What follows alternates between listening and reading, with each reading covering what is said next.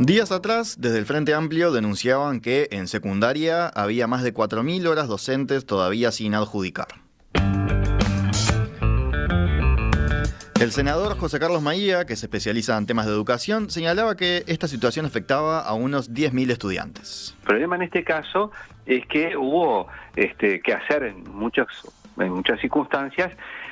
Varias veces las elecciones de horas se atrasaron con respecto a lo que se hacía antes, o sea, hubo una pérdida de calidad desde el punto de vista de la gestión, y esto repercute evidentemente en que estemos a mitad de año y que tengamos estos problemas. ¿Qué responden a esta situación desde secundaria? Vamos a tener la palabra ahora de la directora general de secundaria. Estamos en línea con la profesora Jennifer Cherlo. ¿Qué tal? Buenos días. Buenos días a ustedes y a toda la audiencia. Empiezo preguntándole como para ponerle perspectiva, ¿no? Porque si no son números sueltos y no se entiende bien qué significa esas 4.000 horas. ¿Cuál es la totalidad de horas docentes que se entregan por año? Bueno, nosotros con respecto a este año, a fecha 15 de junio, dimos 316.310 horas. Esa era nuestra proyección, ¿verdad?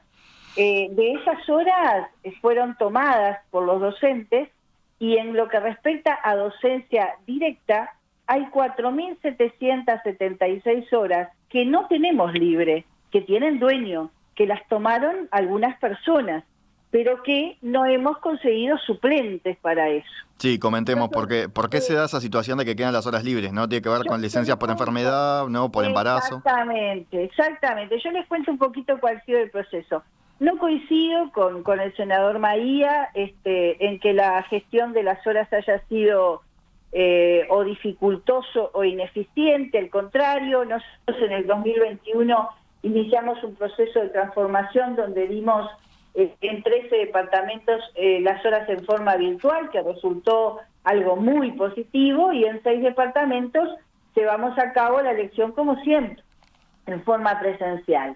En este año 2022 nosotros tenemos planificado comenzar en los primeros días de noviembre la designación de horas y llevar a todo virtual en los 19 departamentos, por lo cual muy pronto empiezan las jornadas de capacitación en los diferentes departamentos para que todo esté en tiempo y forma. Yo escuché al senador Maía que decía que había más de 5.000 horas libres y que eso era la ineficiencia del sistema. Comentarles a la audiencia que está escuchando que nosotros en el mes de noviembre, los meses de noviembre y diciembre, pudimos dar las horas a todos los profesores efectivos de todas las asignaturas. E incluso dimos a todos los profesores egresados de centro de formación docente que corresponden a la categoría 2B en la mayoría de las asignaturas entre noviembre y diciembre también. Y en las primeras semanas de febrero terminamos de dar las horas a los profesores egresados pero interinos aún. Quiere decir que recién en la segunda semana de febrero lo que comenzamos a dar o a llamar es a aquellos docentes que no son egresados del IPA y que están o de centros de formación docente que están en distintas categorías según el nivel de estudios. Se hizo llamado en febrero, se hizo llamado en marzo, siempre estuvo operativo el sistema de llamados, y como teníamos carencias en algunas asignaturas, hicimos 15 llamados en los departamentos, 15 llamados especiales, pero les explico. Por ejemplo, en Artigas hubo 6 llamados extraordinarios, en Canelones 6, en Colonia hubo 8, es decir, 15 veces estuvimos sobre los departamentos habilitando llamados extraordinarios de docentes. Y otra de las estrategias que hicimos fue validar listados que había en algunos departamentos, en literatura, en química, en contabilidad, en economía, en inglés, en informática, podría seguir diciéndoles algunas asignaturas más, dándole validez para poder designar a las personas. ¿A qué nos llevó eso? A que nosotros diéramos 316.310 horas al 15 de junio del 2022. Pero nos surge una situación. Sí. En estas horas que nosotros dimos, hay 4.776 que corresponden a docencia directa, que fueron tomadas por profesores ya, pero fueron liberadas. Y le voy a decir las razones por las cuales esos docentes toman las horas pero no las dictan. Bien. El 44% es por enfermedad, el 20,48% por reserva de cargo con radicación y en otro lugar.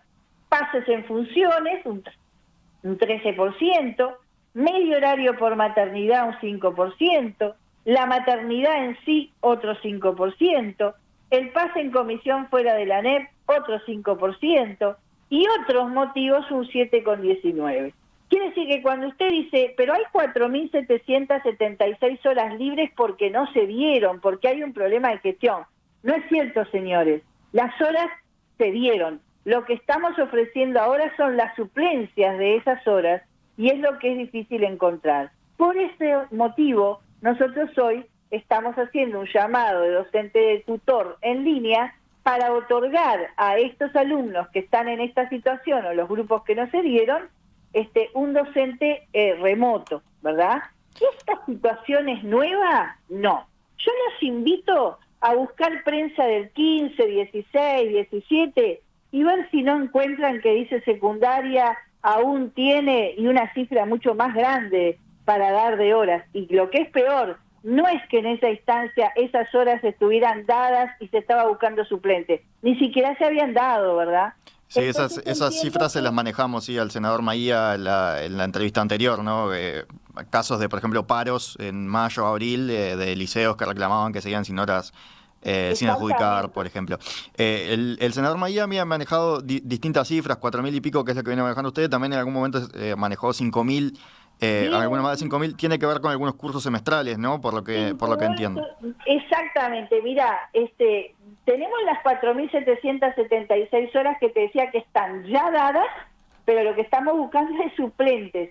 Hacemos los procesos de llamado y no las toman, porque claro, el promedio cuando te pagan el sueldo en vacaciones, cuando tomás horas suplentes, es menor que si tú tomaras horas interinas. ¿Qué pasó en estos meses? Bueno, comenzó el segundo semestre en los turnos nocturnos, ¿verdad? Y nosotros dimos sobre las 316.000 horas que habíamos dado, 4.223 horas más del plan 94.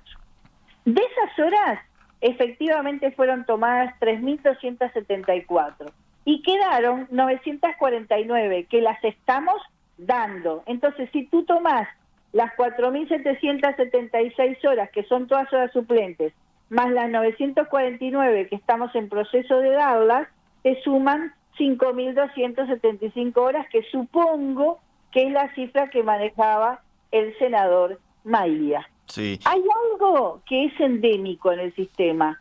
Nosotros generalmente todos los años cubrimos el 99%, en esta administración y en administraciones anteriores. Y hay asignaturas que faltan docentes claramente, como por ejemplo, por nombrar una, física, ¿verdad? Y bueno, a veces tiene que ver con que no todo el mundo tiene la formación adecuada para poder dar clase, o a veces hay sueldos más atractivos en otros rubros y las personas optan. Pero no es un problema nuevo. Pero este problema no es un problema de gestión, porque en 5 minutos un docente elegía sus horas estando en su casa, estando en el liceo, en una sala de profesores, o estando, como en el caso de lo que vimos, porque lo veíamos a través de las cámaras, hasta en un shopping, ¿verdad? Sin trasladarse, sin distancias, sin largas esperas, y ha sido efectivo ese sistema de horas.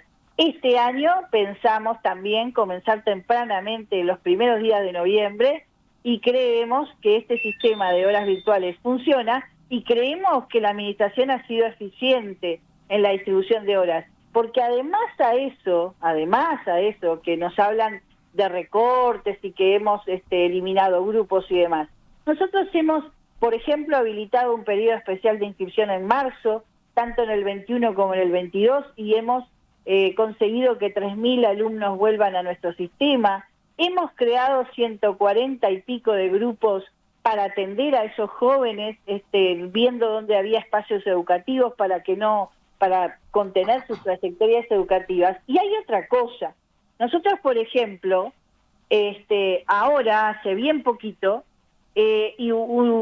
abrimos el curso bimodal de acreditación, que es un dispositivo nuevo que nuestra administración utiliza, y es una oportunidad para los alumnos que deben de asignaturas de 2 cursos hacia atrás, y te explico. Yo estoy en tercero y debo de primero, estoy en cuarto y debo de segundo, estoy en quinto y debo de tercero, y estoy en sexto y debo de cuarto. Entonces, ¿qué pasa? No puedo continuar en mis estudios. Nosotros, para retener a los estudiantes en el sistema, los vamos a buscar, digamos, en cada liceo, y en estos días 390 estudiantes en esa situación de 65 liceos, se formaron 52 grupos con tutores en línea y comenzó el curso bimodal de acreditación, ¿verdad? Es decir, lo hacen a través de un curso intensivo de 8 semanas con un tutor en línea, y donde hemos tenido más inscripciones es en matemática, con 151 alumnos, en física y en historia. ¿Qué queremos con esto? La permanencia y la continuidad. Estamos llamando a alumnos que ya fueron promovidos en el 19 y en el 20 y que de repente están afuera del sistema, los fuimos a buscar desde los liceos, formamos los grupos, están en este curso, y la oportunidad es que salven para que el año que viene puedan seguir con sus estudios normalmente. Y pronto arrancamos con el curso de acreditación para alumnos de cuarto año, y te explico lo siguiente. Sí. De primero a tercero tú tenés la posibilidad de acreditar al año siguiente la asignatura, o también tenés la instancia de examen. Cuando llegas a cuarto, la instancia de acreditación no existe por la reglamentación vigente. Entonces nosotros hicimos un curso de acreditación de 8 semanas, también con tutores en línea, para que el alumno de cuarto pueda acreditar lo que debe de tercero, y de esa manera culmine el ciclo básico. La verdad que estamos contentos con eso, porque logramos cubrir 52 grupos con tutores en línea, 390 estudiantes que vamos a asegurar que se queden con nosotros, y decirles además que nosotros en noviembre del año pasado, cuando históricamente en otras administraciones lo máximo que se daba de horas de tutoría eran 3.000 o 3.700, nosotros dimos horas de acompañamiento en diciembre 3.023 para los liceos de tiempo extendido. Y empezamos con las tutorías por proyectos dando 7.000 horas, entre las cuales también involucramos el curso bimodal y el curso de acreditación. Así que fíjate que a lo que dimos habitualmente le sumamos 10.023 horas. Y eso para nosotros es una buena noticia. Es una buena noticia para el docente, que tiene más trabajo y posibilidades de optar y de elegir, y es una buena noticia para los estudiantes, que están más contenidos en sus trayectorias educativas. Bien, pero vuelvo a lo que decía usted hace un rato, ¿no? Como que era un tema endémico, decía usted. El otro día Maía usaba la expresión, creo, perdón, usaba la expresión estructural, como ese remanente, podemos decir, de horas que todos los años quedan, y que probablemente no son las mismas, ¿no? Se van regenerando. De repente un profesor vuelve al trabajo y ese curso recupera a su profesor, pero hay otros profesores que a su vez en otras horas diferentes, en otros liceos, como que se va renovando, ¿no? El problema va rotando. Eso mismo, esa es la palabra. Pero acá le tomo algunos mensajes de oyentes que cuentan, ¿no? Por ejemplo, este es un mensaje de Patricia, que dice... que su hija está en primero de liceo, ahí en el liceo del Parque Rodó, dice, está muy preocupada por todo lo que faltan los docentes. Dice, ¿cómo recuperan los chiquilines esas horas perdidas? Se pregunta. Acá también Laura de las Piedras dice que su hija está en segundo de liceo, en lo que va del año no ha tenido idioma español, la profesora está de licencia médica, cada vez que se reintegra lo hace un día y se certifica por más. Los padres ya protestamos por la situación, pero nos dicen que no hay solución, dice. A ver, acá este otro caso, dice Anastasia, en el Liceo 66 de La Teja, el grupo sin física, y así seguramente haya más, ¿no? Como decíamos, es un caso estructural, es un tema estructural. Yo podría mencionar mi experiencia personal como alumno. Recuerdo en cuarto de liceo, durante buena parte del año no tuve profesor de física, yo por ejemplo, ¿no? Y lo que puedo decir de esa experiencia personal es, yo física no aprendí. Entonces me imagino que estos chiquilines que están ahora probablemente tampoco estén aprendiendo esas horas que se están perdiendo, ¿no? Entonces, decir que es un tema estructural explica por qué ocurre, pero ¿qué se hace para solucionarlo? Porque al final de cuentas son estudiantes que están perdiendo horas y que están perdiendo aprendizaje. ¿Estas cosas que usted está mencionando, le parece que van en esa dirección de paliar, digamos, la situación? Bueno, son unos muy buenos dispositivos para proteger la trayectoria de los alumnos en primer lugar, ¿verdad? Segundo, nosotros una de las cosas que hemos aprendido de la pandemia es trabajar colaborativamente y en equipo. Y una de las cosas que hemos hecho es trabajar con UDELAR. Nosotros hemos abierto periodos especiales de marzo y abril para los alumnos, de manera de facilitar el ingreso a la facultad, y estamos tratando de estudiar esta situación para ver cómo se puede hacer para resolver con alumnos de los centros de formación docente y además con algunas pasantías a nivel de UDELAR, de manera de poder cubrir ese 1% que año a año se viene arrastrando desde hace muchísimos años y que es un problema estructural, como dice usted, pero para ver si podemos bajar esa brecha, ¿verdad? Que esos dice que alumnos que estén estudiando para profesor pueden cubrir, hacer como el rol de suplente, digamos. Y sí, porque el asunto es, por lo menos apelamos a gente que está con formación, que está en tercer nivel, está en un nivel terciario, perdón, y eso hace que puedan ir adentrándose, digamos así, en la carrera docente más rápidamente. Pero hay algo que los oyentes destacaron, y es la falta de los docentes, ¿no? Es decir, tengo profesora de idioma español, pero falta mucho. Se pasa de licencia médica, cuando vuelve un día y vuelve a sacar licencia médica. Bueno, esos son asuntos que vamos a tener que estudiar a nivel del CODICEN y a nivel más estructural en clave ANEP, porque creo que en secundaria se da muy claramente esas cuestiones de que se repiten las licencias médicas una tras otra, ¿no? Entonces, bueno, vamos a tener que ver también de trabajar conjuntamente con Departamento Médico de la ANEP, para ver cuáles patologías realmente son verdaderas, reales y atendibles, y cuáles se han hecho como una costumbre.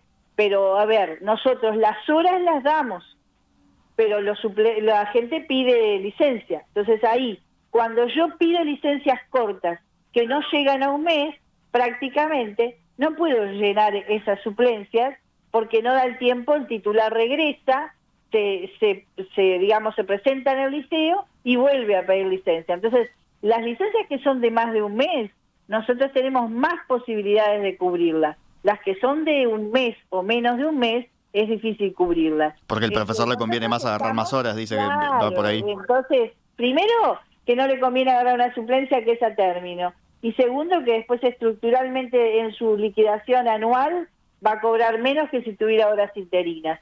Nosotros estamos estudiando todas esas situaciones porque lo que queremos es ver dónde hay que ajustar o qué mecanismos podemos implementar para que los alumnos verdaderamente no pierdan clases. Digo, también pierden clases cuando hay paro, ¿no? Y en definitiva a veces ocupan liceos que son en zonas más vulnerables y dejan a esos alumnos sin clases. Eso es otro tema. Va por otro carril.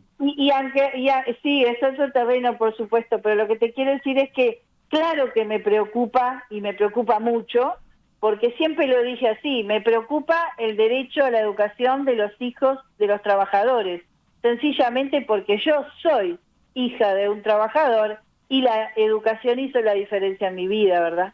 Acá tengo un mensaje también de Carla del Cordón, que es docente del Centro de Consejo de Formación Docente, y preguntaba, dice, ¿por qué no se coordina con el Consejo de Formación en Educación? Dice, pues eso también retrasa la toma de horas. Dice, si un profesor toma en secundaria y luego en formación docente, en general pide licencia en secundaria y ahí también se generan vacantes. ¿Eso también lo tienen diagnosticado? Interesante lo que dice Carla para explicar esto en general. Ustedes saben que nosotros tenemos ese sistema de que primero elige formación docente. En el año 2020, cuando nosotros ingresamos a la administración, pedimos muy especialmente que primero eligiera formación docente porque toman esas horas y después lo que toman en secundaria es minoritario porque obviamente formación docente paga mejor el costo de las horas. ¿Qué pasó en el 2020? En el 2020 pasó que hubo un montón de expedientes jurídicos por un concurso que se había hecho por la administración anterior que estaban sin responder y se descubre que hay un montón de expedientes pendientes, entonces tuvimos que esperar que Formación Docente pudiera resolver jurídicamente esos expedientes y prácticamente tuvimos que salir casi concomitantemente la elección de Formación Docente y la elección de secundaria. Lo ideal es esto, que Formación Docente salga primero, salimos nosotros a continuación, UTU y primaria. El año pasado lo hicimos así, hubo algún inconveniente, pero nosotros continuamos adelante. Este año tenemos pensado que, bueno, que las cosas van a estar más aceitadas, pero en el 20 no se dio por problemas de personas que plantearon reclamos jurídicos y eran un montón de personas. Entonces, Formación Docente vio retardado su acto de elección de horas debido a esas cuestiones. Y entonces nosotros no pudimos esperar a que Formación Docente terminara porque podíamos, digamos, de alguna manera, comprometer el acto de elección de horas. Entonces, lo tuvimos que hacer concomitantemente y ese año en sí hubo algunas renuncias que otros. Pero es cierto, lo ideal en el esquema es que arranque primero Formación Docente y sigamos los otros subsistemas. Bien, llega algún mensaje más contando algunas experiencias también de esto que estamos mencionando. Por ejemplo, acá este mensaje es de Aníbal, que dice, bueno, el caso de él, su hijo no tuvo química por más de un mes, dice, porque la profesora se jubiló y secundaria no pudo nombrar suplente hasta el cese luego de que finalizara la licencia generada. No sé, me imagino problemas burocráticos que se pueden dar. Burocráticos sí, pero jurídicos también, ¿verdad? Porque hasta que tú no decretas que el cese está aceptado y la fecha tiene, es decir, la persona se toma la licencia previa que tenga porque se la toma. Entonces se retira un mes antes, pero su cese real sucede en junio, ¿verdad? Entonces yo tengo que nombrar a partir del 1 de julio, porque no puedo nombrar a alguien que está ocupando un lugar, no puedo tener 2 titulares de un grupo. Y no es una cuestión arbitraria, es una cuestión jurídica y reglamentaria que hay que respetar. Entiendo. Hay un tema de fondo que usted mencionó que era la falta de docentes en algunas áreas, ¿no? Porque lo que estamos diciendo, bueno, tiene que ver con algunas cosas de, como decíamos, ¿no? Licencias cortas, que después el docente vuelve, se vuelve a ir. Evidentemente el tema tiene varias aristas, pero algo que usted mencionó era, en algunas áreas faltan docentes, creo que mencionó física, si no me equivoco también ocurre en inglés, en matemática. ¿Qué se puede hacer para buscar una solución a eso? ¿Incentivar de alguna manera que se reciban más profesores en esas áreas? ¿Es viable? ¿Es algo que ustedes se han planteado también? Y bueno, nosotros estamos trabajando fuertemente en coordinación, como les decía hoy, con CFE y UDELAR, ¿verdad? Pero sí, debemos pensar en apuntar a promover el egreso. Una cosa interesante que pasó en la pandemia es que ustedes saben que en formación docente se inscribían una cantidad X de alumnos, pero concurrían una cantidad muy baja de alumnos, de verdad, antes de la pandemia. Lo que nos pasó ahora es que se inscribieron, quizás hasta minoritariamente, pero concurren muchísimos más alumnos que antes de la pandemia. Y eso es interesante porque eso implica que al concurrir muchos más, seguramente vamos a tener la suerte, y espero que sí, de que haya más egresados. Es como decirte, se inscribían 10.000, asistían 4.000 y egresaban en conclusión mucho menos. Ahora se inscriben 8.000, pero te concurren 7.000. Entonces vimos que uno de los fenómenos que pasó con esto de la pandemia es que Formación Docente tuvo una columna de alumnos que se sustentaron en el tiempo en el tema de la asistencia, ¿no? Es decir, no que se inscribieron y nunca fueron, no, se inscribieron y fueron. Así que tenemos esperanza que en estos próximos años tengamos más egresados sobre todo de esas asignaturas y seguir trabajando con UDELAR para promover pasantías. Nosotros trabajamos con UDELAR en un proyecto que se llama Progresa, que son alumnos de la facultad que dan clases de tutorías a nuestros alumnos. Y bueno, creo que la educación debe ser una política de Estado. La educación es responsabilidad de todos y en principio debemos seguir trabajando interinstitucionalmente para poder ir resolviendo los problemas que venimos teniendo desde hace mucho tiempo. Bien, y Charlo, cierro volviendo a ese audio que escuchábamos primero del senador Maía, que él apuntaba a problemas de gestión. Usted ya rechazaba, como que no creía que no iba por ahí y ya hizo toda una argumentación al respecto, pero me quedo con un punto que él mencionaba, que creo que faltó comentarlo, que era, él decía que hoy se ha reducido la cantidad de grupos, por lo tanto hay más estudiantes por grupo y por lo tanto cuando faltan profesores hay más estudiantes que se quedan sin clase porque son más simplemente los que están en el aula. ¿Por qué se da eso de que apuntaba el senador, como que hay más cantidad de alumnos por grupo? Bueno, yo le voy a contestar con cifras, por decirle, ¿no? En primer año, en el 20, había 26 alumnos, hoy hay 27. En segundo había 25 y hay 26. En tercer año había 26, hay 26. ¿Ah? En cuarto año había 28 y hay 29. En quinto año había 27 y 27. En sexto año hay 21 y hay 22. Entonces, la diferencia no es sustancial ni hay grupos superpoblados. Una cosa que yo quisiera decir, yo tomé en el año 2020 con un déficit de 301 millones de pesos de la administración anterior, ¿verdad? Tuve que hacer priorizaciones del gasto, optimización del gasto, cerré 2020-2021 con un déficit cero y voy camino a cerrar el 2022 con déficit cero. La Dirección General de Educación Secundaria tiene 3 años de déficit cero, todo el mundo tiene trabajo, se están dando 10.023 horas de tutorías para proteger las trayectorias de los alumnos y creo que eso se traduce en términos generales en hacer una buena gestión, porque se está gastando el dinero de los uruguayos en forma seria y en forma responsable. Yo no puedo tener grupos de 4 alumnos en los turnos nocturnos o diurnos que me salen un costo de 2 millones anuales si no tengo alumnos. Y una cosa que tiene que saber el senador Maía es también el índice de la natalidad, cómo ha venido bajando año a año en este país, al punto que hay estudios de organizaciones que están diciendo que para el 2030 vamos a tener problemas hasta con educación inicial y primaria por los bajos nacimientos. Nosotros, donde hay alumnos, hay grupos, eso se lo puedo asegurar. Y a veces lo que se confunde es que cuando hay grupos asignaturas que trabajan sobre todo en el turno nocturno, yo tengo, por ejemplo, 90 alumnos inscritos, pero no tengo 90 alumnos inscritos para un cuarto. Y yo digo, qué barbaridad, 90 alumnos en un salón no entrarían, pero yo los inscribí para cuarto. Pero a literatura van 20, a matemática van 15, a biología van 14, todo eso me suma 90 alumnos, pero no es que estén todos concomitantemente en el salón. Es difícil de explicar, estoy tratando de ser lo más clara posible para que la población lo entienda, pero yo vuelvo a lo mismo. Hay horas dadas, hay muchas horas de tutorías que contemplan a los alumnos que trabajan por proyectos y han salido proyectos interesantísimos.